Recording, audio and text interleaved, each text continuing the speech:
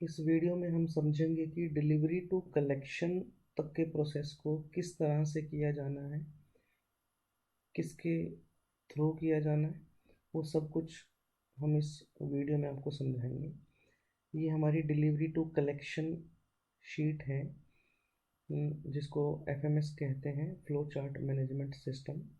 जिसके लिए एक प्रोसेस के लिए हम लोगों ने एक सिस्टम रेडी किया है, उसी सिस्टम से ये काम किया जाना है। वो किस तरह से किया जाना है वो आज इस वीडियो में हम आपको बताएंगे।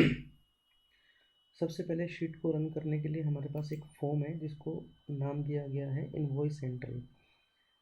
अब जिसने भी ये शीट रन करनी है उसके पास वो फॉर्म होगा। फॉर्म फिल करने के लिए जैसे ही हम गो टू लाइव फॉर्म में जाएंगे और इस फॉर्म को फिल करते हैं, सबसे पहले हमें इनवॉइस मेकिंग डेट पे क्लिक करना है। जैसे इस पे इनवॉइस मेकिंग, मान लो आज की डेट में एक इनवॉइस क्रिएट किया है तो आज की डेट सेलेक्ट करेंगे। रेफरल का नाम डालना है, सपोज कुछ भी आप नाम डाल सकते हैं जो भी आपके रेफरेंस है। उसके बाद इनवॉइस पीरियड डालना है। इनवॉइस पीरियड मतलब कब से कब तक का आपने इसको इनवॉइस भेजा है। मान लो अभी दिसंबर चल रहा है, 1 दिसंबर टू 31 दिसंबर, ये हमारा पीरियड है।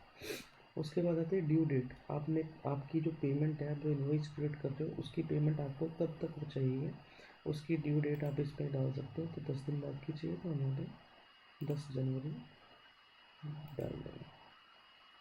उसके बाद रिसीवेबल अमाउंट, इस रेफरल से हमने इस इनवॉइस पर कितना अमाउंट जनरेट किया वो अमाउंट यहाँ पर डालना है।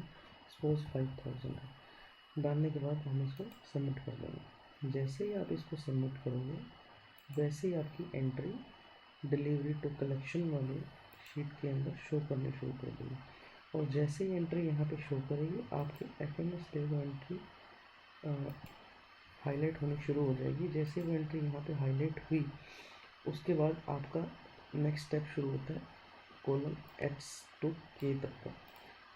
अब हर एक प्रोसेस का एक अलग कलर दिया गया है, जिसके अंदर हर एक स्टेप के अंदर 4 स्टेप हैं: प्लान्ड, एक्चुअल, स्टेटस और टाइम डिले। अब इसके बाद करना क्या है कि जैसे ही यहाँ पे एंट्री शो करेगी तो ये लास्ट वाला कॉलम खाली दिखाई देगा, जिसको कब फिल करना है वो मैं आपको आगे इस वीडियो में बताऊँगा। फर्स्ट स्टेप ये, एंट्री आते ही आपने नेक्स्ट स्टेप क्या करना है वो हर एक चीज़ की हमने यहाँ पे डिस्क्राइब किया हुआ है। व्हाट, हु, हाउ, व्हेन, क्या करना है, किसने करना है, कैसे करना है और कब करना है, सब यहाँ पे लिखा हुआ है।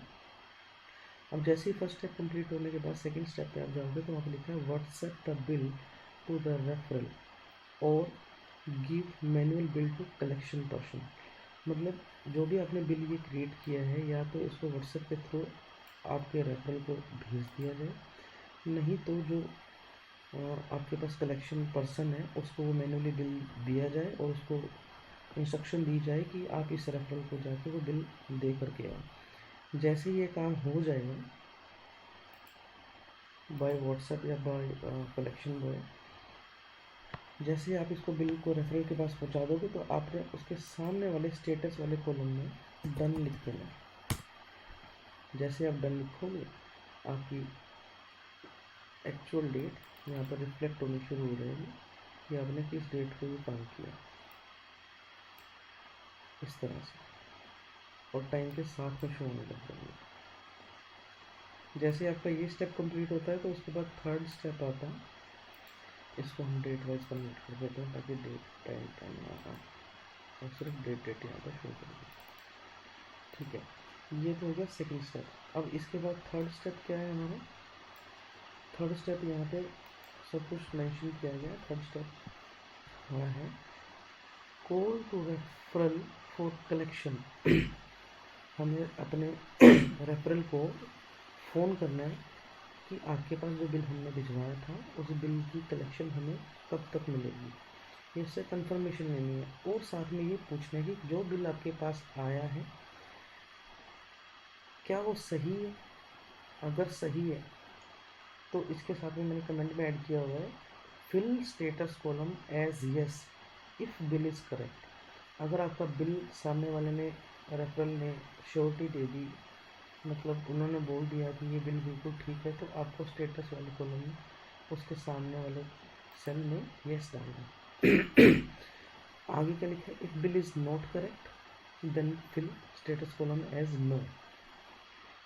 No if bill is not correct, अगर बिल करेक्ट नहीं है तो अपने नो डालना है। इसका अलग अलग पर्पज़ है, वो मैं आपको आगे बताऊंगा। मान लो इस रेफरल ने आपको बोला कि मेरा बिल बिल्कुल ठीक है, तो आपने यहाँ पे लिखना है यस।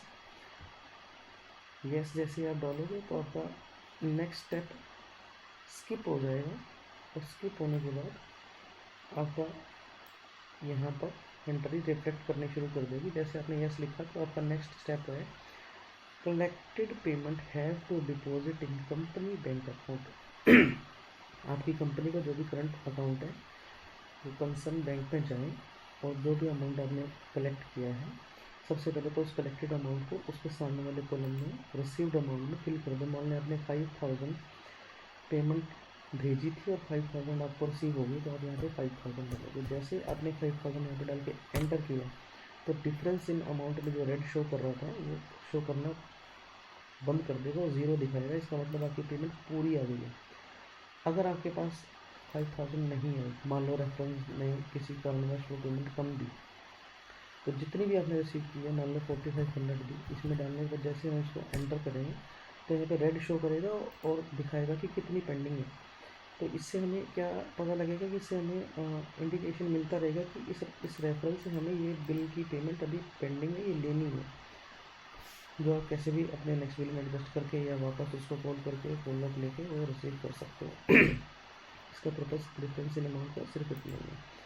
अगर आपके पास पेमेंट उस रेफरल ने ज़्यादा दी, मान लो 5500 दी, तो यहाँ पे रेड की जगह ग्रीन दिखाएगा और कितनी पेमेंट उसने एक्स्ट्रा दी वो दिखाएगा। अभी हम फिलहाल हम इसको फुल पेमेंट पे करके बंद करते हैं, ज़ीरो करते हैं। और जैसे ही आपके पास पेमेंट आती तो उसके स्टेटस के कॉलम में आपने डन लिखना है और एक्चुअल टाइम आ जाएगा किस टाइम आपको डन लिखना है। उसके बाद सबसे लास्ट स्टेप बचता है clear pending in P care. P care के साथ में हम लिख देते हैं अपना ERP सॉफ्टवेयर या ARP की जगह पेशेंट बुकिंग सॉफ्टवेयर, इससे ज़्यादा अंडरस्टैंड करेंगे। जैसे ही आपके पास पेमेंट रिसीव होगी, आप लास्ट स्टेप आपका clear pending in P care, मतलब पेशेंट बुकिंग सॉफ्टवेयर, जिस भी सॉफ्टवेयर आप पेशेंट बुकिंग करते हैं उसके अंदर इनवॉइस पीरियड की डेट के जितने भी पेशेंट इस रेफरल के हैं उनका पेमेंट स्टेटस जाके आप क्लियर करोगे ताकि वो पेंडिंग ना दिखाए। और जैसे आप क्लियर कर दोगे उसके बाद स्टेटस कॉलम में आपने डन लिख देना और आपका काम खत्म। इस रेफरल का बिल का काम खत्म हो गया। अभी मैंने आपको दिखाया कि अगर उसने बताया कि बिल करेक्ट है तो हमने यस लिखा। अगर यहाँ पे वो बोले कि बिल करेक्ट नहीं है देन क्या करना है, अब मैं आपको दोबारा बताता हूँ। इसी तरह से हम दूसरा फॉर्म भरेंगे और यहाँ पे फिर से वैसे ही एक इनवॉइस जनरेट करेंगे। रेफरल का नाम इस बार कुछ भी रख लो, ABCD जैसे जो भी आपको रेफरेंस है। इनवॉइस पीरियड फिर से लिखना है 1 दिसंबर टू 31 दिसंबर। ड्यू डेट हमने वो 10 दिन बाद की रखनी है या 15 दिन बाद की, वो सब टू ये। एंड रिसीवेबल अमाउंट इसका भी 5000 मान लो 10,000। जैसे इसको करने के बाद हम सबमिट पे क्लिक करेंगे, इसकी एंट्री आपके यहाँ पे रिफ्लेक्ट होनी शुरू हो जाएगी। जैसे कि ये मैं 10,000 अमाउंट वाली एंट्री करी वो यहाँ पे शो कर रहा है। इसी तरह से एंट्री लास्ट एंट्री की तरह यहाँ पे भी रिफ्लेक्ट करेगी। इसके बाद आपका काम शुरू हो जाता है। फर्स्ट स्टेप फिर से WhatsApp the bill to the referral और give manual bill to collection boy. जैसे आपने अपने रेफरल को बिल पहुँचा दिया, उसके बाद आपने डन लिखा। डन लिखते ही आपका नेक्स्ट स्टेप आता है call to referral for collection and make sure that bill is correct. अब इस कंडीशन में तो आपके रेफरल ने बोला कि बिल सही है, और इस कंडीशन में अगर वो बोले कि बिल सही नहीं है तो आपको क्या करना पड़ेगा, बिल वापस से बनाना पड़ेगा। वापस बनाने के लिए आपको सबसे पहले यहाँ पे जो उसने कमिटमेंट की है कि बिल सही नहीं है, कल को वो यहाँ पे नो डालेंगे। जैसे ही आप नो डालोगे तो आपका इस कॉलम के अंदर लाइन शो करेगा और आपको इस कॉलम के अंदर जाके इस कॉलम में लिखा है make bill again and fill form again, तो आपको इसका बिल वापस से बनाना पड़ेगा जिसने भी आपको नो बोला है कि मेरा बिल करेक्ट नहीं है, वापस से बनाने के लिए अगर आपने बनाना शुरू कर दिया है तो आप इसके स्टेटस कॉलम में डन लिखेंगे। डन लिखने के बाद इसके आगे के स्टेप आपको फॉलो नहीं करने हैं क्योंकि उसने बोला कि नहीं है बिल करेक्ट। तो आपको वापस से उसका बिल बनाना है अकॉर्डिंग टू, मतलब जो भी उसने गलती बताई है वो गलती वापस रिपीट ना करके जो भी करेक्ट बिल है वो बनाना है। बना करके वापस से उसका एंट्री करनी है। उसकी डेट डालनी है, ड्यू डेट डालनी है और रिसीवेबल अमाउंट 10,000 था, उसने बोला करेक्ट नहीं है तो करेक्ट अमाउंट 8,000 का मांगिए। जैसे सबमिट करेंगे एंट्री वापस से रिफ्लेक्ट करनी शुरू करेगी यहाँ पर, उसके बाद यहाँ पर रिफ्लेक्ट करेगी। उसके बाद से सेम प्रोसेस आपने वापस से रिपीट करना है। सबसे पहले बिल भेजना है, बिल भेजते हुए आपको डन लिखना है, फिर से कॉल करना है और पूछना है कि बिल अब ठीक है। अगर उन्होंने बोला यस ठीक है, देन आपको यस लिखना है। उसके बाद ये वाला कॉलम स्किप हो जाएगा। अगर उसका यस है तो स्किप होने के बाद आपका नेक्स्ट स्टेप यहाँ पर कलेक्टेड पेमेंट है तो deposit in company bank account, आप जैसे कंपनी बैंक अकाउंट में डिपॉजिट कर दोगे डन लिखना है। और कितनी अमाउंट आपने रिसीव की है, पूरी रिसीव कर ली है तो 8,000 आपको यहाँ पे ज़ीरो कर देगा। कम रिसीव हुई है तो जितना कम रिसीव उतना डाल के यहाँ पे उतना कम शो करेगा कि हमारे पास इतनी पेंडिंग है। ज़्यादा रिसीव हुई है तो आपको ज़्यादा डाल देनी है तो यहाँ पे हमारे पास स्टेटस शो कर देगा।